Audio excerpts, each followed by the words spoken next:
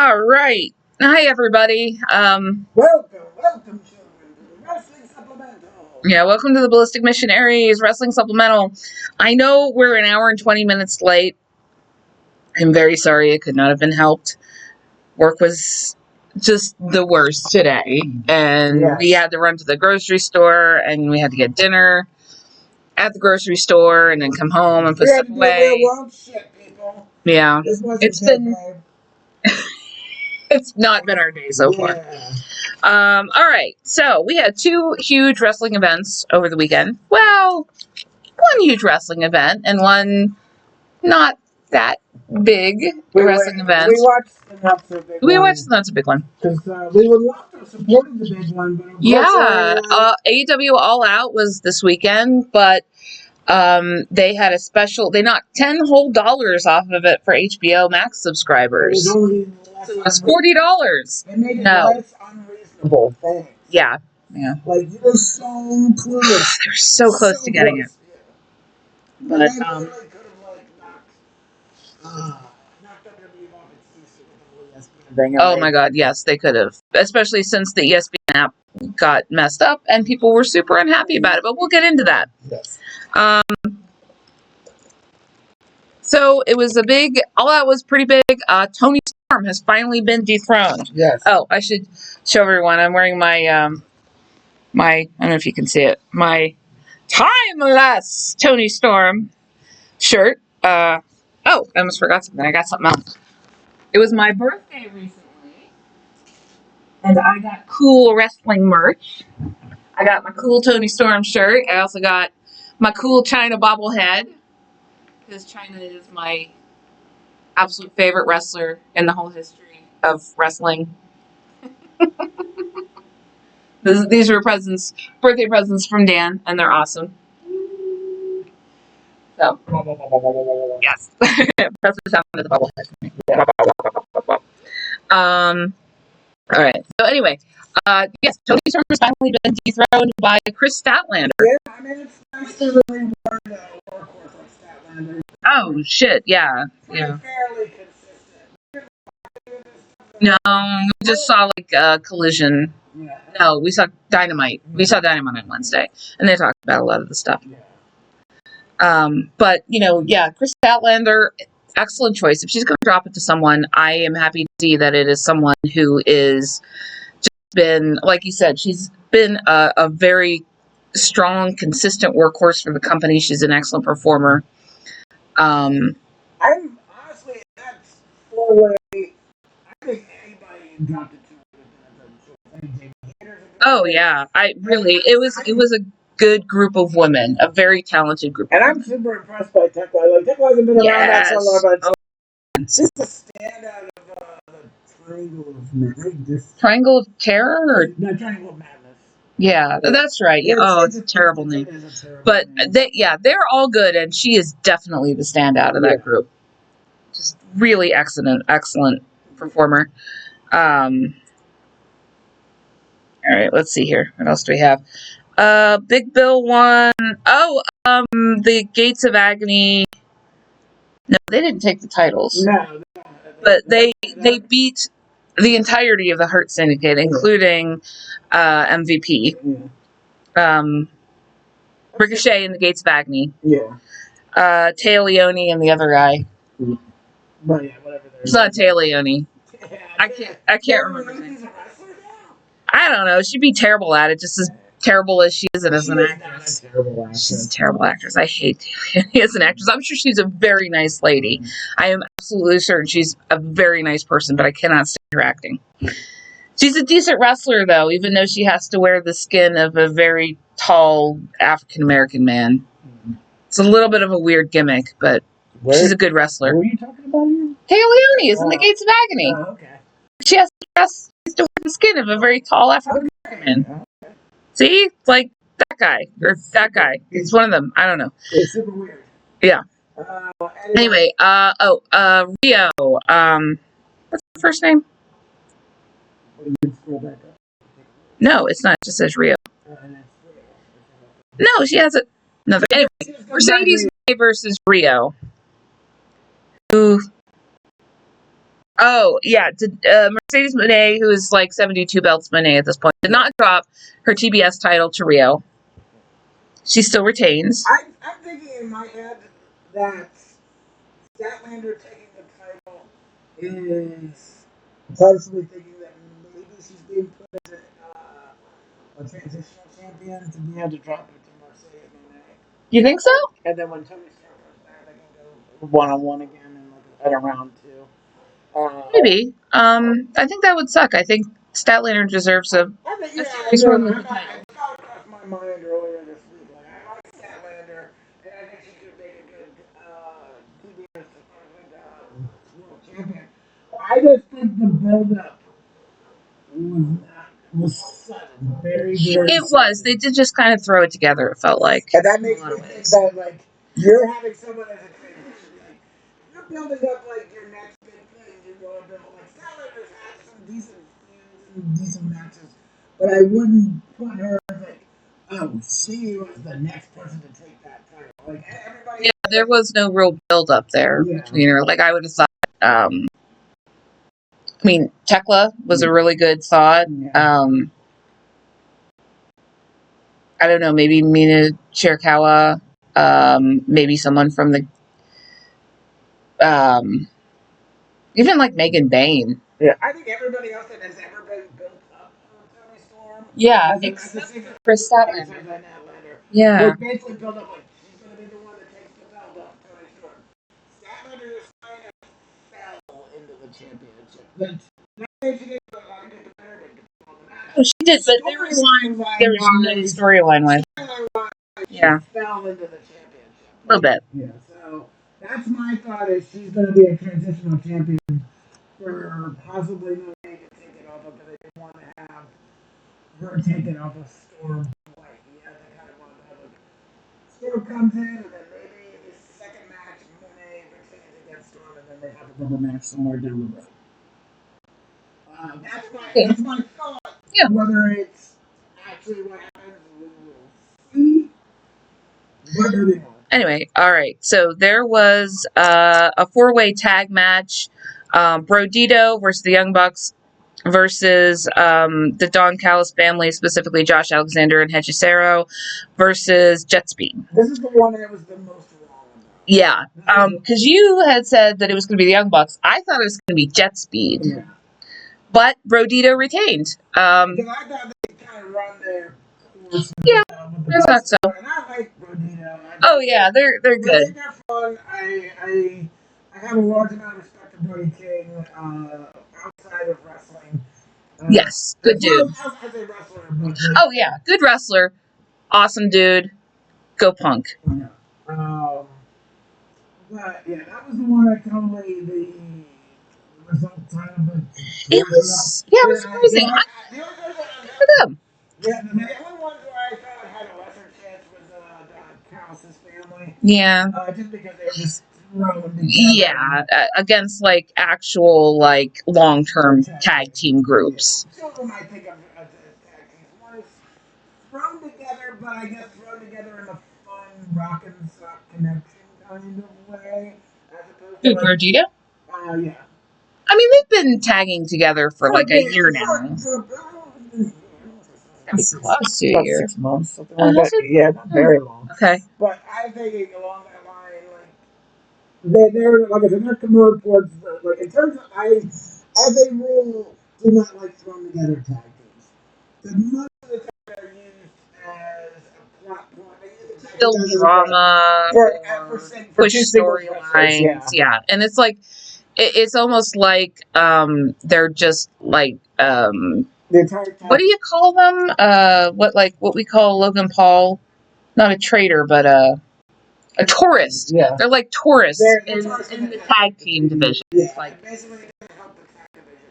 It doesn't, yeah. And tag divisions are flagging right now in the big two wrestling brands, and they need to be. Yeah. I think AEW was AEW in general and SmackDown have decent tag divisions, but definitely not Raw and NXT. Yeah. Well, they do have. Okay, that is actually an interesting announcement. They did announce Wait, who? What, Yes, there's now a women's tag division in AEW. which will be determined later this year, I believe. Yeah, I think so. I didn't catch all the Somewhere deets, between but now and December 31st. yeah, and that's really cool. I am excited to see that. I hope that down the line they will also have a trios championship too. It's something that's been I in the pipeline enjoy for a while. the trios matches. I would like to see women's trios matches. I think that is a fun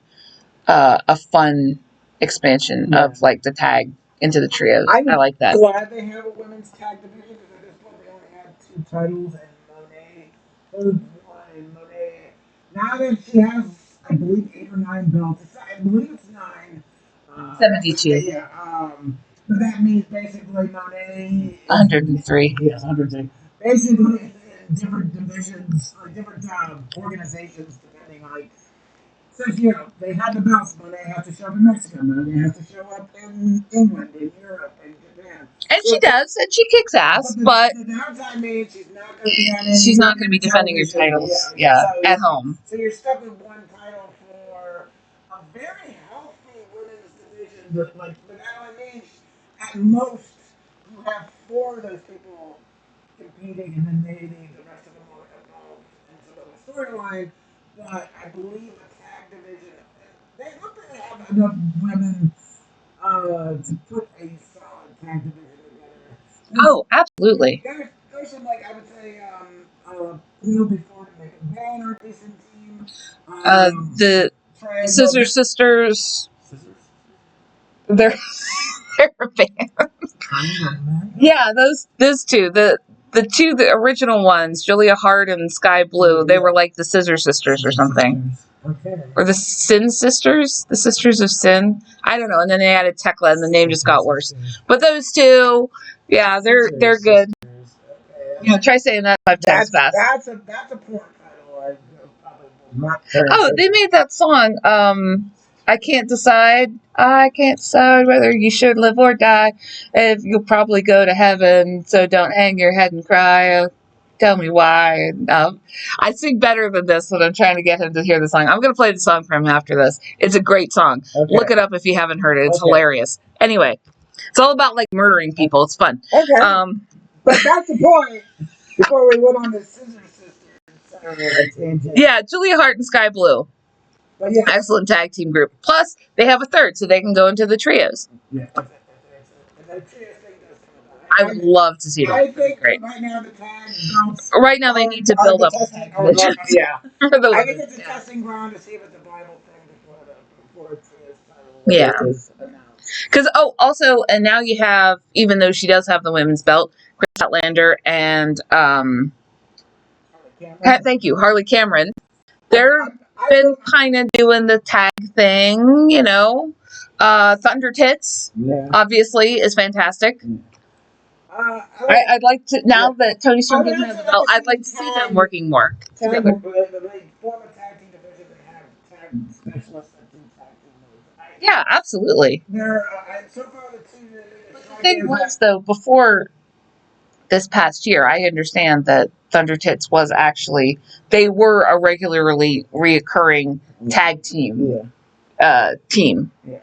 But I mean, for me, I think the ones that are the outstanding ones are like I said, Sky Blue and the Scissor Sisters. And then Bane and Ford they work pretty well too. Yeah.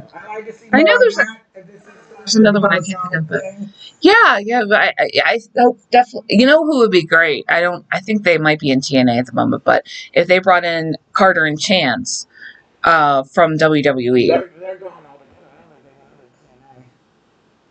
Oh, I couldn't remember. I thought they got picked up somewhere. They would be great. Yeah. Hey, AEW, you didn't listen to us about anything else, but listen to us about this. Go find Carter and Chance. They are excellent. There's probably something within there where they had I guess in the 90-day no complete clause. Probably, yeah. Now. Oh, yeah, definitely. It's been a few months. I think if they're going to bring anybody in there as a surprise entry, that would be a great. That would be awesome. That would be a great choice. Yeah. Anyway, back to let's roll this down. All right, Darby Allin versus Jon Moxley in a coffin match. I don't know who won. Oh, I believe it was Moxley. Yeah, go back. Yeah, because Yeah, Moxley won, and oh, Pac is back. Yeah, with a haircut. yeah, it's weird. I totally didn't recognize him at first because the ears aren't just like sticking Maybe out. had some sort of plastic surgery on his ears now. No, he's no longer angry at all. Aw, I like Angry Elves. Oh, he just looks like an angry like IT guy now, Yeah. who's going through his woodsy period. Yes.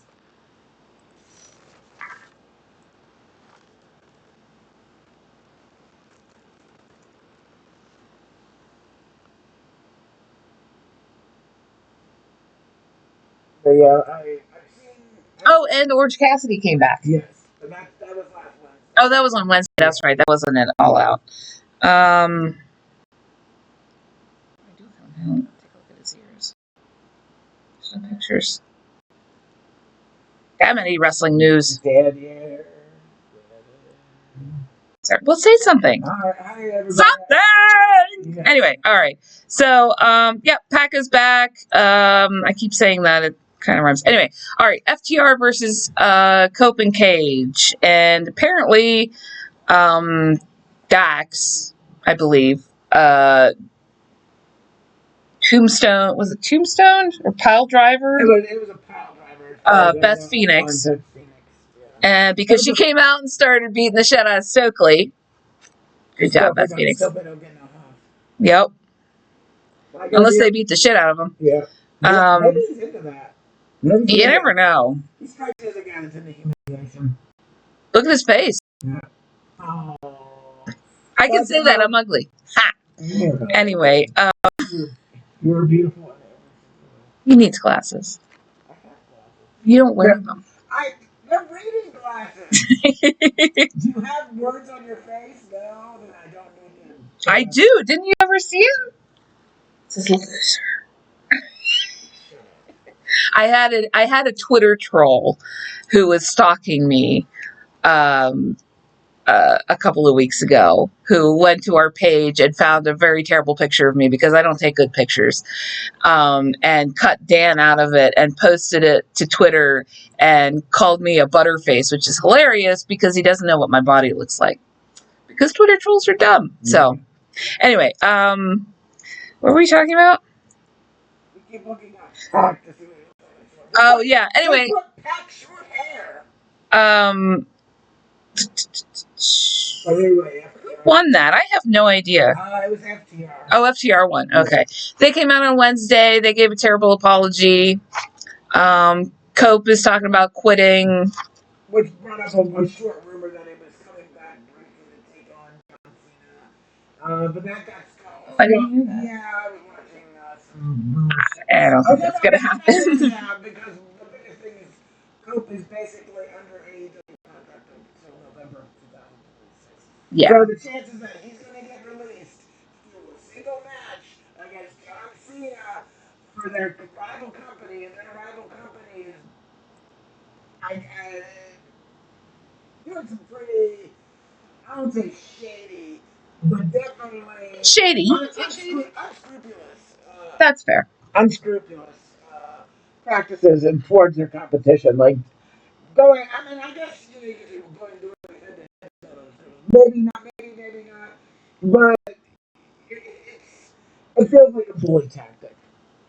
Yeah, it does. It feels like the same kind of bully tactics that Vince pulled on competing, especially like NWA and WCW. Yeah, it seems like Triple H has taken a lot out of the Vince playbook that he's been bringing out lately. This is Triple H, though. Do you think most of it's TKO? Like, I don't know how much I'm saying we're going to go head to head and knock him out of the park. Maybe and maybe not. But he's quote unquote chief content officer. I think he's running the product itself. But in terms of like, I would say like managerial decisions. When it comes to what stuff is going on. I'm thinking he's somewhat involved, but I'm thinking Nick Khan, I'm thinking TKO, I'm thinking Dana White, I'm thinking other board members are involved in this way more than Triple H is. Triple H has played this. I'm not saying Triple H is an angel, but which is not, clearly not. But I feel that he doesn't have the time to be able to do those kind of decisions. And I think those are being more of on a board scale, or they're going to be board level than Triple H. Anyway, back to All Out. Briscoe versus MJF. And not only did MJF lose, but Mark Briscoe bled on him, and it looked like he had his first period. Yeah. It was a little embarrassing. It was beautiful. It was a really Yeah. beautiful moment. Yeah. Are you there, God? It's me, MJF. Yeah, he had period pants. But Mark Briscoe finally won. Like I thought he would, because I thought it's finally time for Mark Briscoe to win. And he did. Well, I think MJF is going to be disappearing for a while.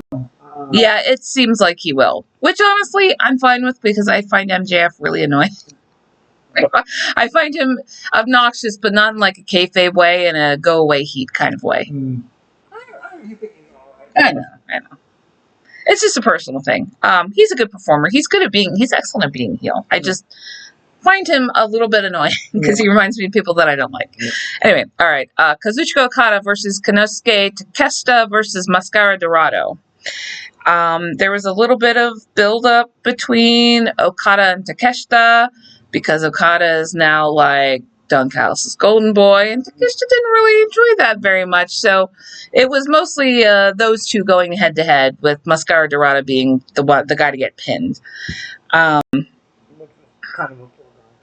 Yeah, even though Mascara Dorado is an excellent performer. He is, but I mean, I think they're trying to like save a one-on-one between those two.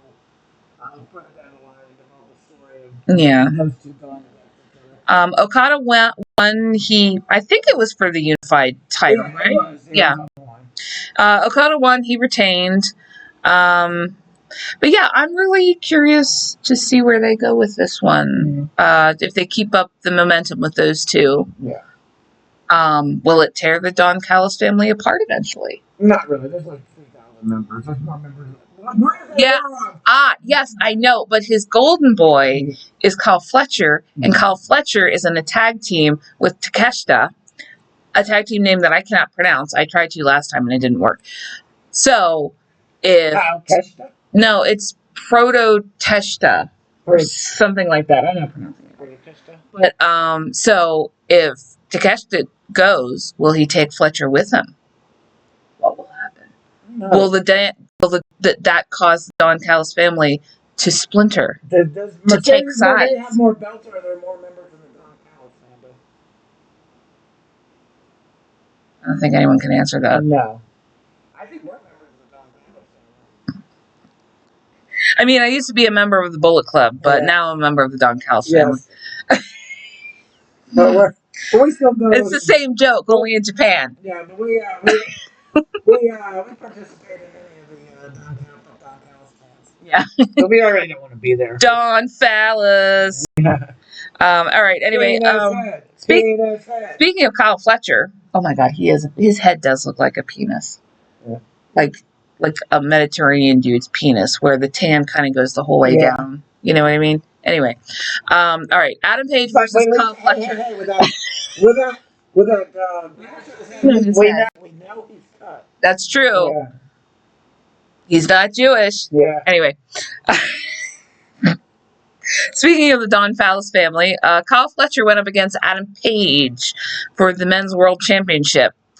And Page retained, but it's a pretty big kind of story that they're working on here. I'm kind of curious to see where this one goes. I think basically it was one of those it was pretty much a foregone conclusion that Page was going to win. That being said, Fletcher, from what I saw, Fletcher lost well.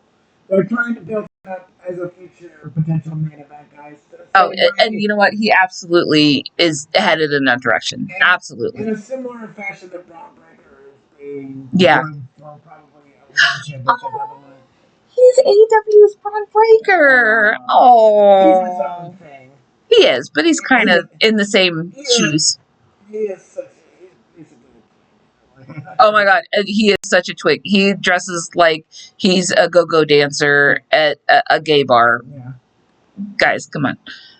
It makes sense. He's with the Don Fellas. Oh, we gotta get off of this. He We looks gotta like get a off of this. man whore for like older gay men, like in their 60s and 70s. A little bit.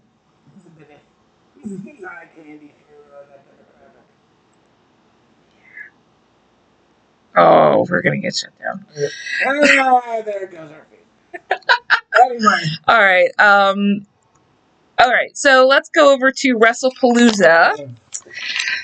We did not get the ESPN app like we mentioned last week. We didn't, but that would be wrong. No, it wasn't. It was so right. It was so right that we didn't give. Apparently, a lot of people did not get the ESPN app. I'm being led to believe. Yeah. I could get any numbers on it, but apparently the people that did get the ESPN app were very unhappy because they couldn't watch a lot of it because the stream was messed up.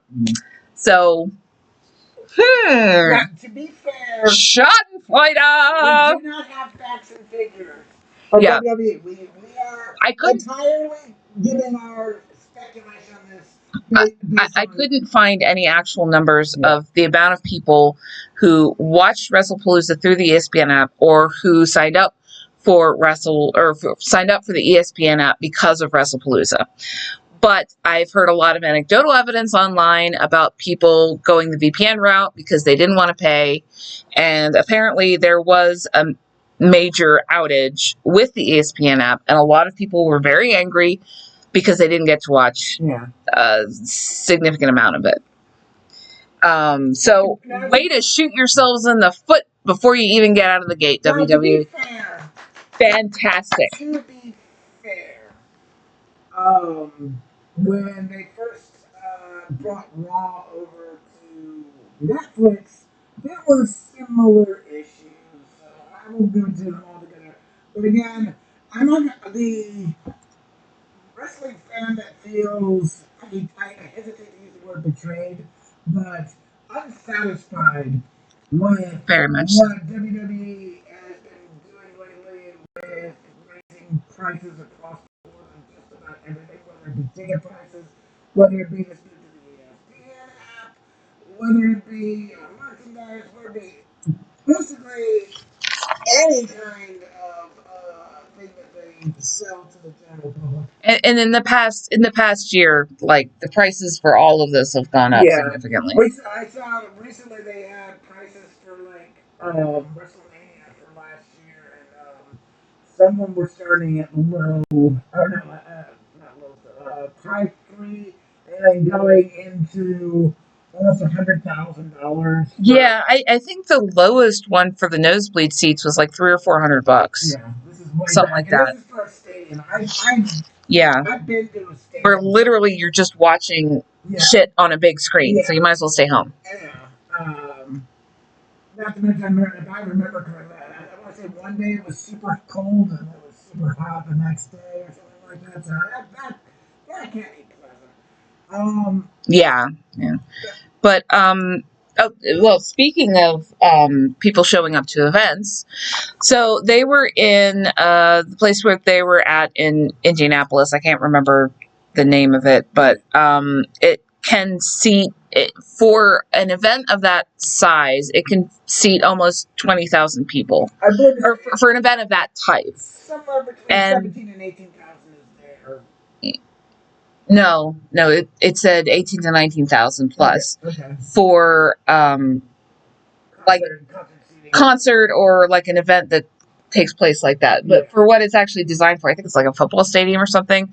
It can seat 17,000. Just in the normal surround seats, but it can seat almost 20,000 people for an event like this, and 15,000 showed up. They announced it that there was 15,000. I remember that, and I was like, that doesn't seem that great. Granted, it's a smaller place than they usually go to. You know, they can usually seat like double that in some of the arenas that they go to, but it's still like 5,000 people short of, you know, what they were. And they apparently, like you were saying, you didn't hear anything about them talking about how big of a success it was afterwards. I didn't either. Like, they would have run it into the fucking ground if it was. Yeah, there was nothing in terms of their ESPN viewership. Yeah. That was my, like, and I tend to think if it was like something impressive, they would have advertised the dog shit out of that. I mean, do you remember when they first started like connecting with Twitter? It was like every time, like a 3 or 4 times, like an episode, they would talk about their numbers on Twitter or their YouTube figures. Yeah. And there's nothing. No, they showed clips from it, but nothing about. Yeah, they mentioned the attendance once that I remember, and it was about 15,000. Pat McAfee. Like, it was Indianapolis. Well, It of course, pretty Pat much McAfee's going there. to be given that Pat McAfee's going to show up. Yeah. Like, even if it wasn't in Indianapolis, they probably should have gotten him for like a couple of things. But it was Indianapolis, and he was going to be there because it's his town. Even though he's from Pittsburgh, like, you know what, Indianapolis, he sucks. You can keep him, okay? We don't want him back. Yeah. I occasionally pay the people who are in the audience, and I never remember who the hell was there. It's usually like sports guys and people who are on Netflix, rappers and Netflix guys and reality show people, and I'm old now and I don't know anybody. Probably Johnny Roll was there again. Yeah, probably. But that being said, the card itself was, it could have been an advertised SmackDown. Yeah, it really could have. It was nothing that special. It's like they just threw it together last minute to have an extra event. I don't know, that's what it felt like. That being said, there were matches that were good. There's nothing that was out and out bad. Oh, no, absolutely not. We didn't actually grade these. No. I forgot to do that. But no, everything was pretty good. It was fine. If I was going on a 1 to 5, nothing was below a 3. But certain things were a low 3 to me. And then I'll put 1. One I'll put below a 3. We'll get to that in a little bit. All right. Do you want to just start from the beginning? Yeah. All right. First match: John Cena versus Brock Lesnar, and we have to talk about the sign of the night that was very conspicuously left off of the ESPN stream. The sign of the night was "He shouldn't be here," and we all know why. Yeah. Those of you who are not in the know, it's because Brock Lesnar was named by name in a sexual assault and trafficking suit that included Vince McMahon and who was the other guy? Jordan Laurinaitis was in it. Laurinaitis. Now, yes. To be fair, as far as we know, he was not a defendant. He was named in the original petition. He was named, but I don't know. Yeah, I don't know how far that went with him. He wasn't a defendant. Okay. So that being said, it's innocent until proven guilty. It's incredibly sus. It is sus. It's incredibly sus that he was not involved in any matches until the point where whatever happened, and he's no longer a person of interest in that case. And even then, I think the damage was done. And you can make the argument and say that, well, this is a country where you're innocent until proven guilty. It's true. But again, like, a lot of people do not feel comfortable about him, and I think the damage. I feel the damage was done, and even if that didn't happen. To be honest, like, and a lot of people, again, this is just anecdotally, but a lot of people around the internet were very unhappy when he first showed back up, because of all of this, because this lawsuit was still going on, because he's a big old skis guy, None of this has been revealed to the public exactly what happened. And it feels like, in a lot of ways, because of that WWE is simultaneously trying to hide the lawsuit, hide his involvement in it, and just brush it under the rug by bringing him back. And a lot of people are very not happy about that. I'm not happy about that. I think it sucks. Yeah. I think it's bullshit. And honestly, I think this match was absolute bullshit, quite frankly. It was a horrible way to start off the whole thing. Basically, it was a squash match for a guy that you're apparently giving in his farewell tour, and his farewell tour was 90% sucked. Literally, the only thing I can say he burned the shit out of Logan Paul a bunch of times, and that was awesome. Yeah. And then he went and knocked him on the prime stand, and that was awesome. The him versus Punk thing was probably one of the few good things. Like I thought that was pretty decent. That was actually surprisingly a decent match. I guess the build-up was an Elimination Chamber and Royal Rumble performances were fine. But most of the Cena as a heel thing was pretty terrible. This WrestleMania match was god awful, dismal, and boring. And then this Brock Lesnar thing was I want to say vomit cherry on top of a giant shit cake. It was a squash match. It was supposed to be like a nice. This whole year is supposed to be a nice send off for John Cena. So you bring in this monster heel and put him, one of the most beloved wrestlers of the past 20 years, who is an ambassador to your entire company. You put him in a fucking squash match. What is wrong with you people? What are you doing? Lesnar didn't need it. Like, you have to, like, this kind of felt like, I mean, sort of, I guess somewhere along the lines where he was the guy that ended the Undertaker's thing. Did he really need it at that point? No, why give it to him? Like, why do this to John Cena too? Yeah, it's dumb. It's so dumb and it's shitty. It's a shitty thing to do to this guy whose ass you have been kissing for the past year, that because he's retiring. Like, it makes no sense. I don't get it. Well, there's a lot of again, I don't know how much of it's important, how much is not, but there is some evidence that Triple H is saying Cena gets to pick all of his matches, and Cena's saying, like, no, I'm kind of believing. I find John Cena a lot more honest at this point and believable. Yeah. Like, the facts don't match up to Triple H's claim. Like, no. And also, the other things that are going on, plus his connections to the McMahon family, plus his connections to TKO. I'm more towards the idea that Triple H has been booking this and he hasn't been booking it well, and I don't know how much of it is just his personal, like, it's not too late to say like it's all about business, but this doesn't feel like a very business oriented set of no to me. Genuinely, if this was all about business, if it was all about the numbers, they would stay the fuck away from Brock Lesnar for a while. And they would have dedicated this towards Cena putting over newer talent. Like, yeah. I think this should have been if you're gonna have a heel run, great. Have him go up against new guys, or if he's gonna be a face fighter, have him go up against guys like Braun Breaker. Have him go against guys like Bronson Reed. Have him go up against Penta, Ray Phoenix. There's a laundry list of new talent that's coming up in the company. Maybe go over Trick Williams. Yeah, Trick Williams. Obafemi. Obafemi. Like, have him NXT. Have him do a night on NXT. Have him appear on one NXT pay-per-view. Or PLE, sorry. Or one PLE where he takes on one of the guys that he really likes. That would be awesome. Apparently right now, Cena is talking his last match being him and AJ Styles. That would be fantastic. Or I think basically the one they're doing in Australia, I think it's going to be Crown Jewel is going to be him and AJ. One last time. Excellent. One last time, because Cena really loved it.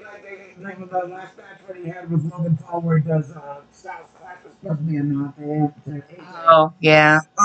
That being said, that match was awful, and I was agreeing that one on a 1 to 5. It was a -2.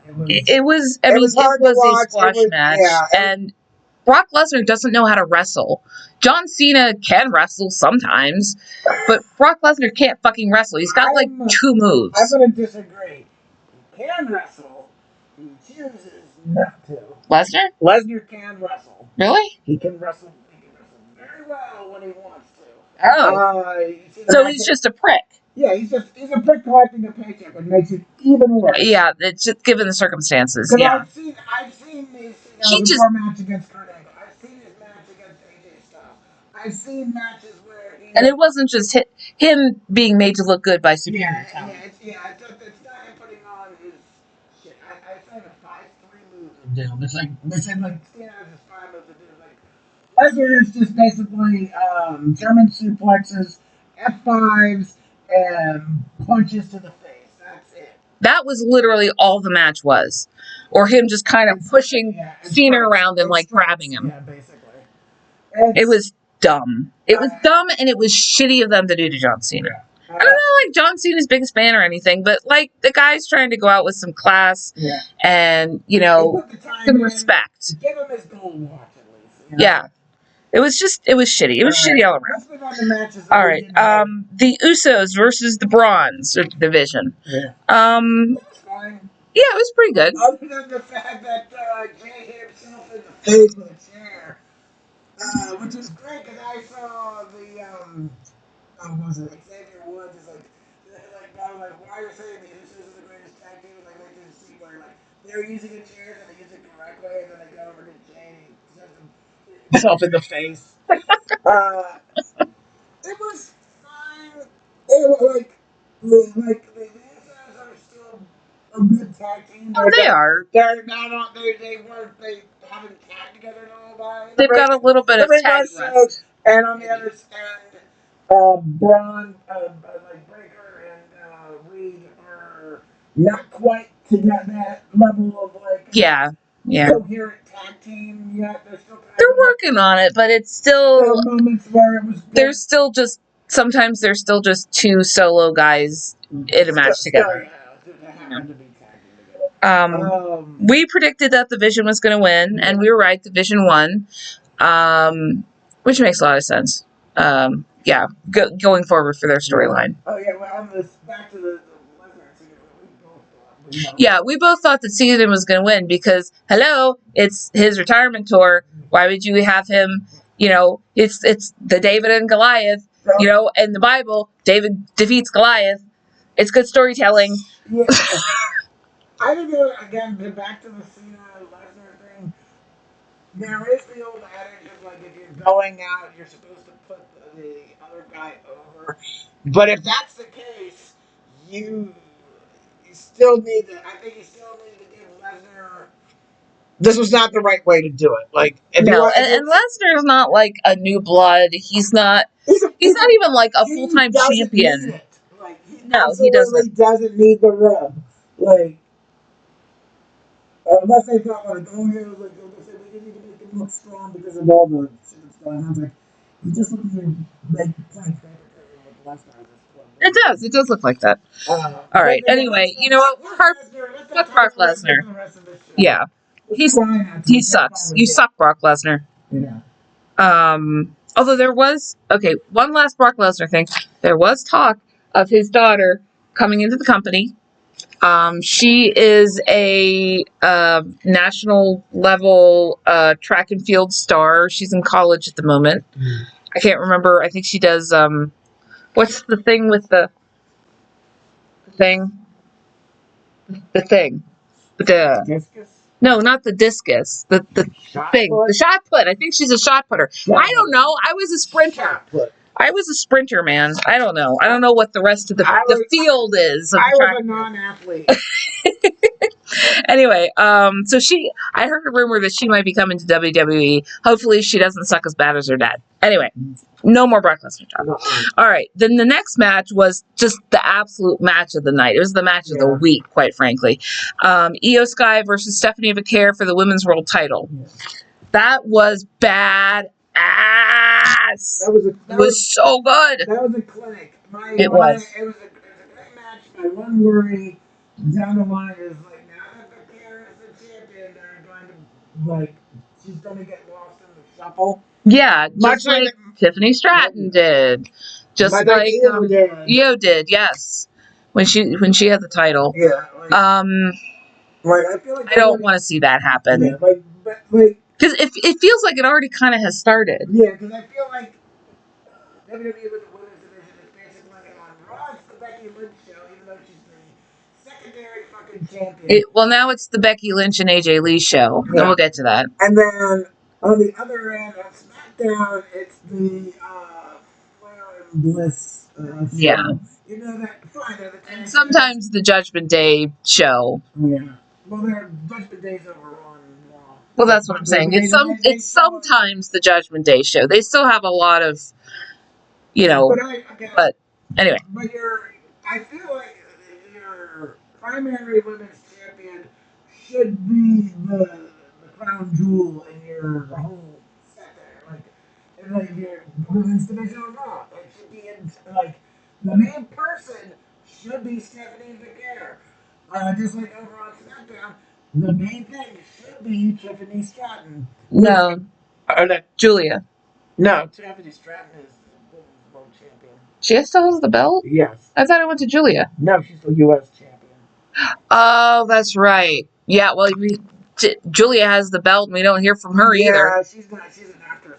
Yeah. She's like fourth or fifth down the line. She pops in once in a while, and I mean, the last time she was on the show, freaking Kiana James was wrestling. Kiana James couldn't wrestle when she was still a wrestler. Now she's like a manager, and she's wrestling more than the person with the title. What is going on? Anyway, so yeah, this is a great match. As we've seen with Raw, and after the match, I can't remember when it happened, but on Raw on Monday, basically the Kabuki Warriors, one more than the other, turned on Io and beat the shit out of her in the ring after a match with Rhea, where she got sprayed and she was just blue-green everywhere. She was completely smurfed. Yes, she was.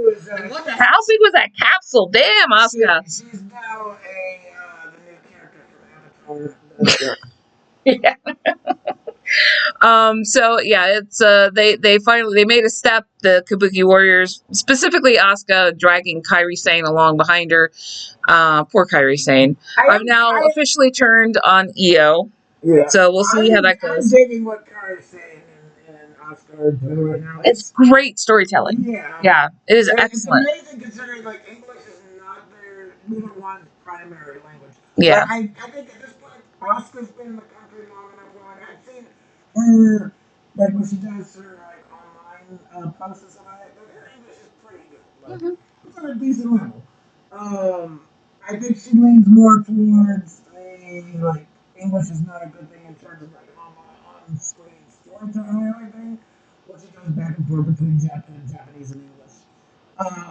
And I love when they just break down and start screaming at each other in Japanese. Yeah, he is the funniest at that one. She's so good at that. Yeah.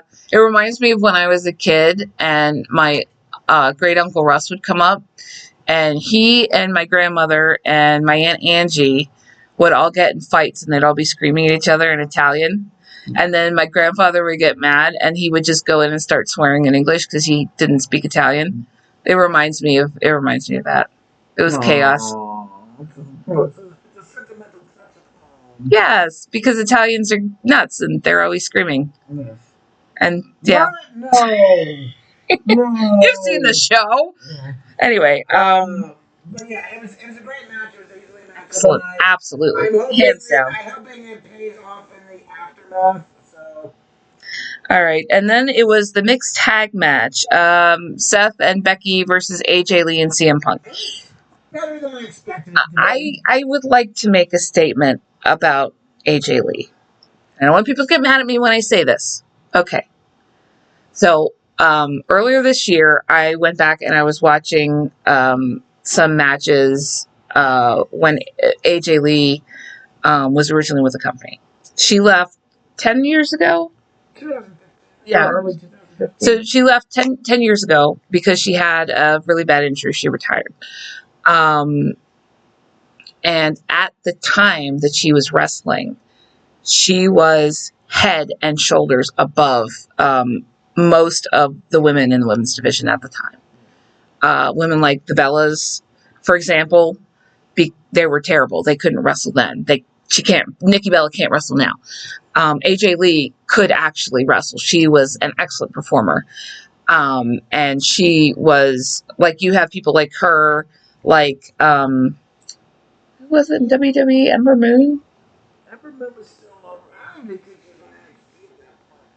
Oh, I think at that point, most of the four horsewomen were still over. The 2015 were still over in NXT or just breaking in yeah. to the main roster. I think A lot Charlotte of, was there. Maybe Sasha Banks at that point was just coming in or was about to come in. but, But it was still dominated by yeah, like women like the Bellas, like fitness models who had no personality and couldn't cut a promo to save their lives and could not wrestle and were just laughable. And then you have somebody like AJ Lee come in, and she is amazing. She's great. She's a great performer. And okay, so she's gone for 10 years. Women's wrestling in WWE has, absolutely become fantastic. We have women who, in some cases, honestly, are much better than the men. I mean, I like women's PLE matches better than I like the men's matches usually. It's a rare time when I'll watch, like, the women's Royal Rumble or the women's Elimination Chamber or the women's War Games, and it will not be as good as the men's. Usually they blow the men's events out of the water, in my opinion. So you have this just absolutely unbelievably talented women's roster now. And you have AJ Lee coming back in, who has ring rust. And despite the fact that she was one of the absolute best performers on the roster at the time that she was wrestling, is now a few steps behind. I have absolutely no doubt whatsoever that she will get back to fighting form, and she will be just as good as any other woman in the company. But last Saturday, she was not. All that being said, she, you could tell she was, she needs a bit of, how do I put this nicely? She was not up to form. Becky was slowing down on a few moves, and I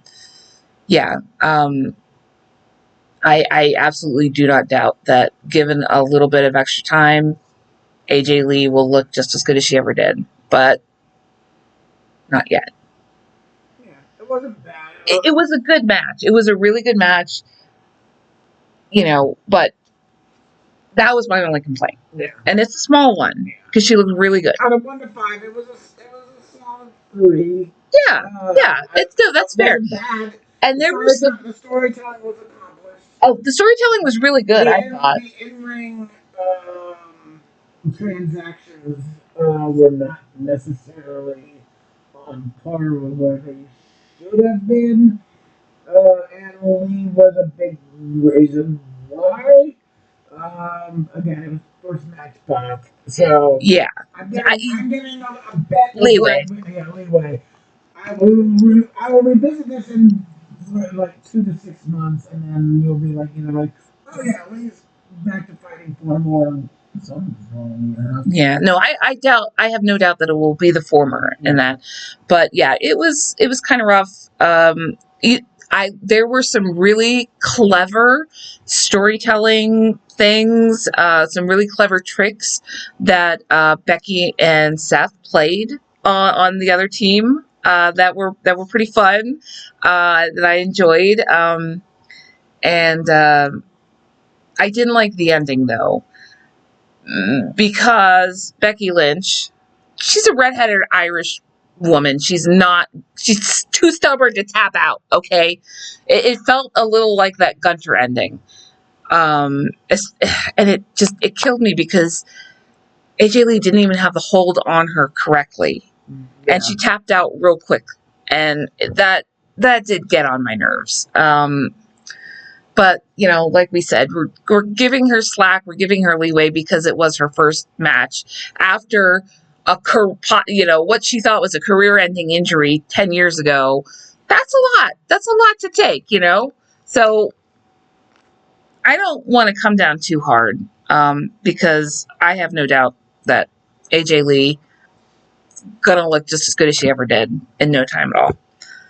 But finally, for our last yeah, match of match that had absolutely no build-up and no storytelling whatsoever, but somehow ended up in the main event. that where Drew was like kick Cody through the announce table, like the bottom part of the announce table was talking about and he was gone for a while. There was some storytelling, but it just No, the story leading up to this, there was no real like story between the two of them. It was just kind of, oh hey, this is going on.